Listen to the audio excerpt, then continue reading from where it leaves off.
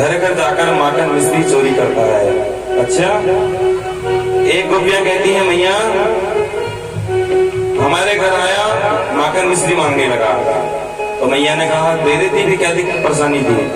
बोले हमने दिया, हमने बढ़िया सी थाली में माखन मिश्री रख दिया, हमने कहा छोड़ा माखन मिश्री खा ले। तो ये कहने लगा कि इतना थोड़ा माखन मिश्री को मैं नाक में डालूं या मुख में डालूं, और ला। तो हमने घड़ा ला के रख दिया इसके सामने, तो तेरे छोरा ने क्या करा, घड़े को उठाया, सूंघने लगा, कहने लगा छी कितने दिन की बासी मक्खन है, और जोर से पटक के भाग गया। अच्छा, एक गोपी कहने लगे मैया मैं क्या बताऊं, तेरे छोरे के लिए हमने सोचा माखन मिश्री चोरने आता है, तो हमने घड़े में मटका भर के रख दिया। इसने क्या किया होता है? बोले क्या? इसने तो खूब पहले माखन मिश्री खाया, इसका पेट भर गया। ग्वाल बालू ने भी खाया, बहुत सारे आते हैं बच्चे एक साथ। अच्छा, उसके बाद पता नहीं क्या इसका संबंध है बंदरों से। इसने एक आवाज मारी, सारे बंदर आ गए, सबने माखन मिश्री जम के खाया। जब बंदरों का भी पेट भर गया, जो माखन मिश्री घड़े में बचा, इन्होंने क्या किया, डंडा लाके सारे मटके फोड़ दिए। पता नहीं क्या संबंध है इन बंदरों से, समझ में नहीं आया भैया। हाँ, इतना प्यारा संबंध है इन बंदरों से कि वृंदावन में कोई चले जाए तो बड़े प्यार से बंदर कंधे में बैठते पहले, फिर आंखों का चश्मे उतार के भाग जाते हैं। इतना प्रेम करते हैं इससे। और कोई टोपी पहनकर चले तो टोपी उठा लेते। और आजकल के तो वृंदावन के बंदर भी बड़े जोरदार हो गए हैं। पहले समय तो चने केले से मान जाते थे, अब उनको फ्रूटी चाहिए। जब तक फ्रूटी आप नहीं दोगे तो चश्मा भी वापस देने वाले हैं। वृंदावन बिहारी लाल की, इसलिए वृंदावन जाओ तो चश्मा सावधानी से पहन के जाना।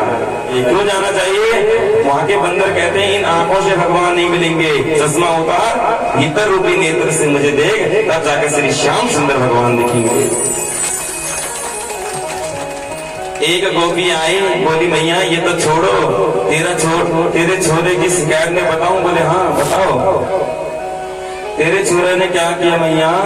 एक दिन की बात है, हमारे शादी की सालगिरह थी।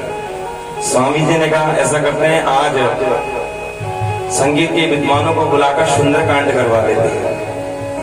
सुंदरकांड हुआ। शाम के समय हमने दिए जलाकर उत्सव मनाया, खीर बंटवाया, बड़ा आनंद आया। रात्रि के समय में हम थक चुके थे, हम सो गए। तो ना जाने मियां तेरा छोरा कहां से आया, इसने क्या किया, मेरे पति की लंबी लंबी दाढ़ी और मेरी लंबी लंबी चुटिया, दाढ़ी में चुटिया का गांठ लगाकर और कान के पास आकर कहने लगा हुआ। और मेरे पति डर गए, जैसे उठे तो उनकी सारी दाढ़ियां निकल गई मुख से। अच्छा, बोले हाँ इसकी लीला बड़ी जोरदार है मैया। एक गोपी कहती मैया क्या बताऊं, मेरे साथ भी ऐसी घटना हुई। बोले क्या हुआ? मेरी एक छोटी सी बिटिया थी, जन्मदिन था, मार्कंडेय पूजा करवाए पंडित जी ने आकर। शाम को जन्मदिन बनाया, बिटिया को नींद आई। बिटिया ने कहा मैया मैं सोना चाहती हूँ। मैंने कहा सो जा। तो मेरी बिटिया खटिया में लेट गई।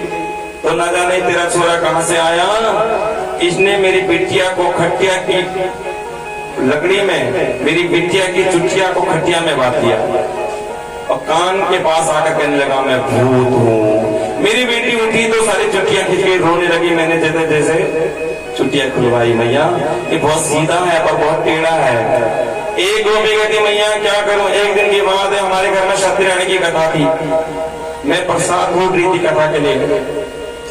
तेरा छोरा आया और कहने लगा थोड़ा प्रसाद दे दे। मैंने कहा पूजा होने के बाद मिलेगा, नहीं दिया तो भगाया। तो इसने क्या किया, मेरे मंदिर में जाकर सत्यनारायण की मूर्ति को हटाकर वहां पर छोटे छोटे दो पिल्ले लाके रख दिए और कहा तेरे भगवान प्रकट हो गए। बहुत शिकायत की है।